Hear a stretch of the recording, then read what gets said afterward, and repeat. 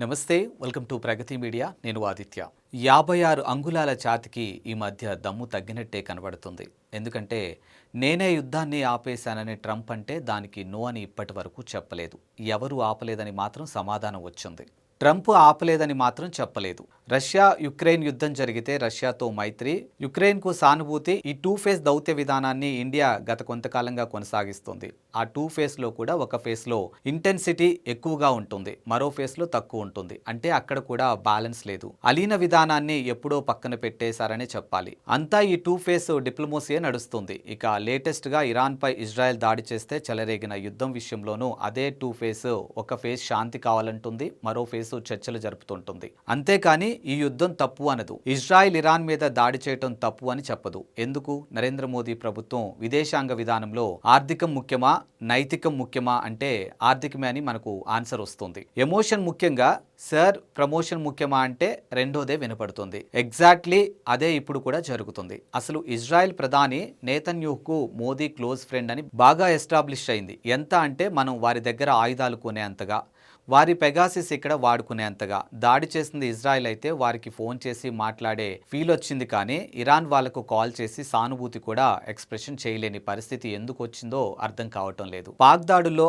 ఆఫ్ఘనిస్తాన్ నష్టపోతే బాధపడ్డారు, కానీ ఆ బాధ ఇరాన్ నష్టపోతే కనపడడం లేదు. ఎందుకు? కెనడా పీఎం వస్తే గానీ మిడిల్ ఈస్ట్ యుద్ధం గురించి మాట్లాడడానికి మాటలు రాలేదా? కెనడా పీఎం పేరు చెప్పే గానీ విషయం మాట్లాడే ధైర్యం రాలేదా? విశ్వ में चल रहे अनेक तनावों को लेकर भारत की सोच स्पष्ट ही है।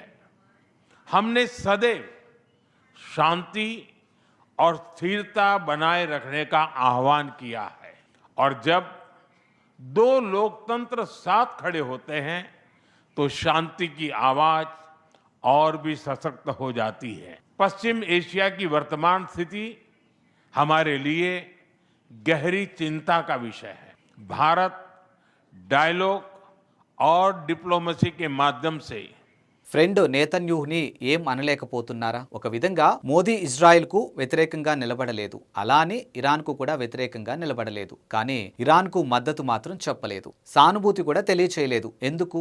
ఎప్పుడైనా సరే యుద్ధం ముగిసిపోవాలి, శాంతి నెలకొనాలి అని ప్రవచనకర్త మాటలు తప్పితే ఎవరిది తప్పు, ఎవరిది ఒప్పు అనే స్పష్టత ఉండటం లేదు. ఒక దేశాధినేతగా, ఒక నాయకుడిగా మాట్లాడాల్సినటువంటి మాటలు రావటం లేదు. మరోవైపు గల్ఫ్ దేశాల్లో భారతీయులు అధికం అనే సంగతి తెలిసిందే. వారి రక్షణ కోసం అయితే భారతదేశం అవసరమైనటువంటి చర్యలు తీసుకుంటుంది, అంతవరకు సంతోషం. కానీ మోదీ గారి ఈక్వేషన్లు ఎవరికీ అర్థం కావటం లేదు. బహుశా నోబెల్ ప్రైజ్ తెచ్చుకున్న సైంటిస్టులు కూడా ఈయన కెమిస్ట్రీ, ఫిజిక్స్ సూత్రాలను అర్థం చేసుకోలేరేమో.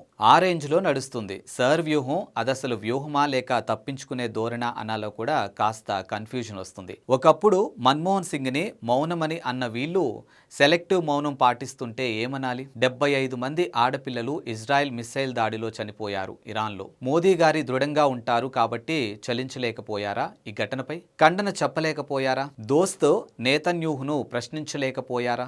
దేశం కోసం ఒప్పందాలు, ఆర్థిక అవసరాల కోసం ఒప్పందాలు చూసాం. అదే సమయంలో తేడా వస్తే నువ్వెవడివిరా అనే దమ్మున్న నాయకులను కూడా చూసాం. కానీ ఇక్కడ మోదీ మాత్రం చాలా వెరైటీ నాయకుడిగా కనబడుతున్నారు. సూటిగా, స్పష్టంగా, ధైర్యంగా మాట్లాడుతున్నట్లు ఉంటుంది, కానీ కంటెంట్ మొత్తం చెక్ చేస్తే స్పష్టత ఉండదు, ధైర్యం ఉండదు. ఎందుకు? అసలు ఇండియా ఏం చెబుతుంది అని ట్రంప్ సైతం వెయిట్ చేశాడు. అలాగే ప్రపంచమంతా చూసింది, ఎందుకంటే ప్రపంచ దేశాలన్నీ కూడా ఏదో ఒక వైపు మాట్లాడారు, కానీ మోదీ మాత్రం ఎటువైపు మాట్లాడలేదు. అర్థం చేసుకున్న వాళ్ళకి అర్థం చేసుకున్నంత అన్నట్లు ఆయన ఇజ్రాయెల్ వైపే ఉన్నారని తెలుస్తూ ఉంది, కానీ అది డైరెక్ట్ గా చెప్పడం లేదు.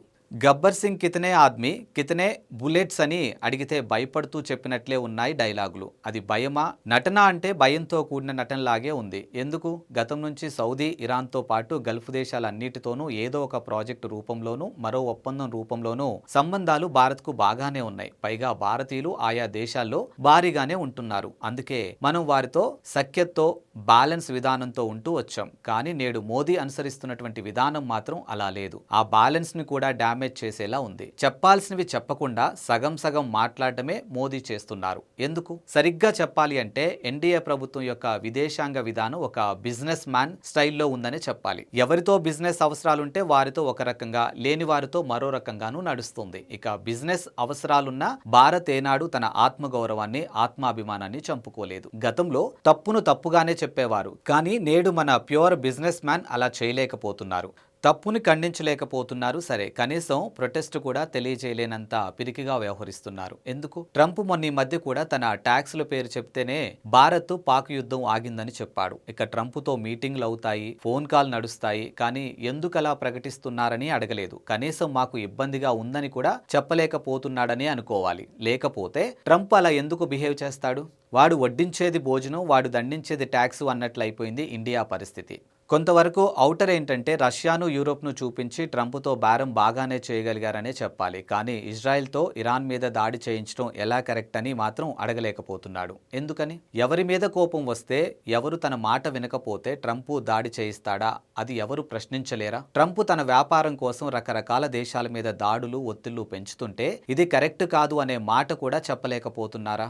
అంటే రేపు మన దేశానికి కూడా నష్టం జరుగుతున్నా మనం కూడా మౌనంగా ఉండాల్సిందేనా? లేకపోతే మన మీద కూడా దాడి చేస్తాడా? దానికి భయపడుతూ పాకిస్తాన్ మీద చూపించే ప్రతాపం మరో దేశం మీద, మరో దేశాధినేత మీద చూపించలేకపోతున్నారు. ఎందుకు? సద్దాం హుస్సేన్, గడాఫీ, ఖమేనీ ప్రతి ఒక్కరూ తమ ఆఖరి శ్వాస వరకు మొనగాలులాగే నిలిచారు. అమెరికా అయినా ఇంకొకటైనా ఎంత బెదిరించినా బెదిరిపోలేదు. చివరకు ప్రాణాలు పోతున్న సమయంలో కూడా పశ్చాత్తాపం కూడా చూపించలేదు. అట్లీస్ట్ వాళ్ళెప్పుడూ నటించలేదు. ఇప్పుడు కూడా ఇరాన్ తమ నాయకుడు చనిపోయాక కూడా 10 దేశాలు వణికిస్తుందంటే అది దాని ఆత్మవిశ్వాసం వల్లనే. ఎవరో ఏదో చేస్తారని భయపడి తమ ప్రజలను తాకట్టు పెట్టలేదు. కానీ మనమేం చేస్తున్నాం? ఎక్కడికక్కడికి బిజినెస్ డీల్స్. అంతేగాని మనం లొంగుతున్నామా, కక్కుర్తి పడుతున్నామా, కనీసం మనిషిగా నిలబడి సాటి మనిషికి తోడుగా నిలబడుతున్నామా? ఇవేవీ అవసరం లేని దౌత్య ప్రపంచంలో అడుగులు వేస్తూ పైకి మాత్రం జబ్బలు చరుచుకుంటున్నాం. అందుకే మోదీ తనకు అవసరమైన వరకు, తనకు కంఫర్ట్ ఉన్నంత వరకు మాత్రం నోరు విప్పి మాట్లాడుతున్నారు. మిగతావి తెర వెనుక మిగతా వారి కళ్ళు గప్పి మాత్రమే చేస్తున్నారనే ఆరోపణలు తీవ్రంగా వస్తున్నాయి. ఇప్పటికైనా మోదీ ప్రభుత్వం విదేశాంగ విధానంపై రివ్యూ చేసుకోవాలి. వ్యాపారం వ్యాపారమే, వ్యవహారం వ్యవహారమే అన్న ధోరణిలో ఎప్పుడు ఎలా ఎవరి వైపు నిలబడాలో తేల్చుకోవాలి.